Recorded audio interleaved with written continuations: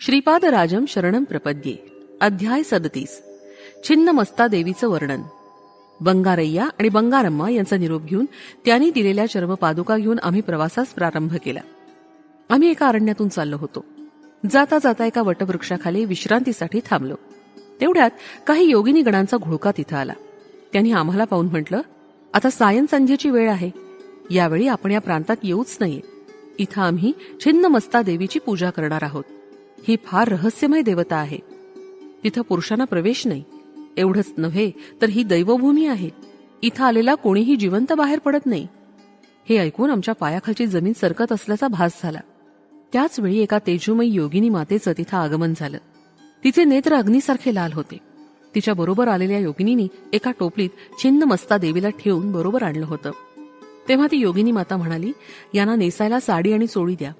तिच्या म्हणण्याप्रमाणे आम्हाला वस्त्र दिली आणि आमच्या वस्त्रांना तिथं प्रज्वलित केलेल्या अग्निकुंडात घातलं गेलं. आम्ही साडी चोळी नेसल्यावर आमच्या शरीरात आम्हाला बदल वाटला.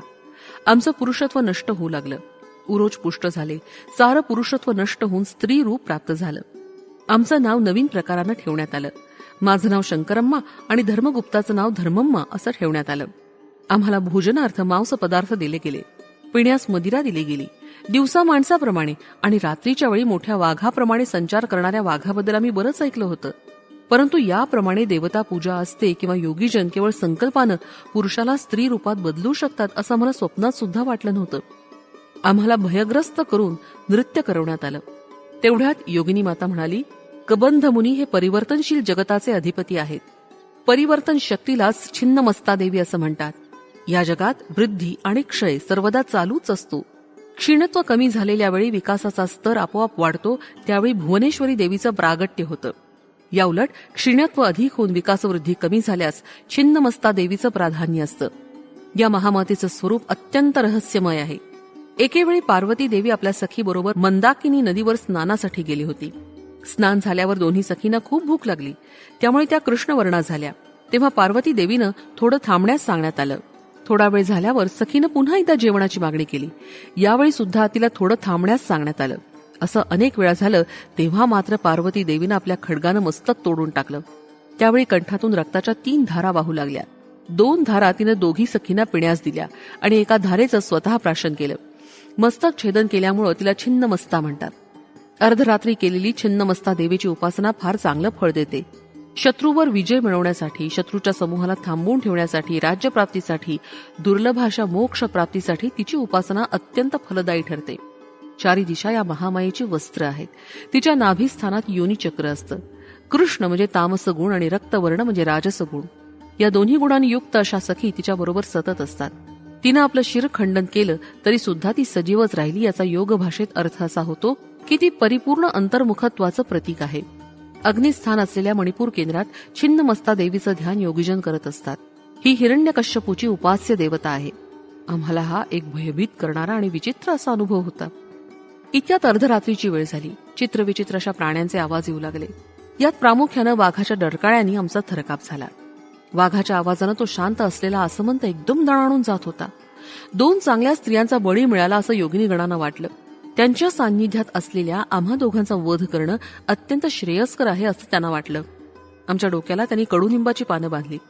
कपाळावर मोठा कुंकवाचा टिळा लावला. चांगल्या धारदार चाकून आमचा शिरच्छेद करण्यात आला. रक्ताच्या धारा वाहू लागल्या. त्या पाहून योगिनी गणांना आनंद झाला. मदोन्मत्त होऊन त्या रक्तपान करू लागल्या.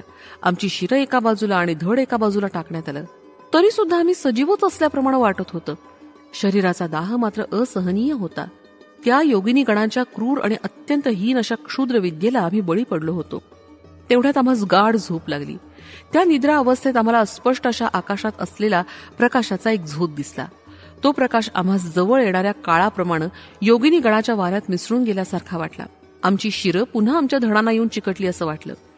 आम्ही नेहमीप्रमाणे झोपेतून जागे झालो. आमच्या अंगावर साडी चोळी होती. नंतर आमची स्त्री लक्षणं हळूहळू लोप पावू लागली आणि पुरुष लक्षणं स्पष्ट होऊ लागली. रात्रीच्या अग्नीमध्ये आमची स्त्री वस्त्र दग्ध होऊन आता त्या ठिकाणी नवीन पुरुष वस्त्र आली. स्नानादी करून आम्ही ती नवीन वस्त्र धारण केली. एवढ्यात एक वाटसरू आमच्या मध्ये येऊन मिळाला. तो आम्हाला म्हणाला, मित्रांनो, काल रात्री तुम्ही पाहिली ती एक प्रकारची योग प्रक्रिया आहे. तुमच्या शरीरातील स्त्री तत्व अत्यंत शुद्ध करण्यात आलंय. प्रत्येक शरीरात स्त्री आणि पुरुष तत्व अशी दोन्ही तत्व असतात. या दोन्ही तत्वांची शुद्धी झाल्याशिवाय योग शक्ती विश्व चैतन्यातून प्रवाहित होत नाही. तुमच्यातील विश्व चैतन्यातून आवश्यक तेवढी शक्ती प्रवाहित होत आहे. आत्म्याला स्त्री पुरुष असा भेद नसतो. तो या दोन्ही तत्वांच्या आधाराच्या अतीत आहे. तुम्ही श्रीपाद श्रीवल्लभांच्या दयेनं योगिनी गणांच्या असाधारण योग प्रक्रियेनं अनुपमेय अशी करुणा प्राप्त करून घ्याल. कितीही प्रयत्न केले तरी प्राप्त न होणारी अशी सुषुम्ना मार्गाची तुम्हाला ओळख झाली. यापेक्षा महान भाग्य ते कोणतं? एवढं महाभाग्य प्राप्त होण्याचं कारण म्हणजे तुमच्या जवळ असलेल्या श्रीपाद प्रभूंच्या चर्मपादुकाच होय. चर्मदेहातील चैतन्यानं निघून तुम्ही चैतन्य प्रवाहरूप असलेल्या दिव्य तत्वाच्या अनुसंधानात आहात. श्रीपाद प्रभूंच्या दिव्य लीला ते स्वतःच जाणतात. त्या इतर सर्वांसाठी अतिअगम्य, अद्भुत आणि चमत्कारपूर्ण असतात. श्रीपाद श्रीवल्लभांचा जय जयकार असो. फलश्रुती जीवनात स्थैर्य.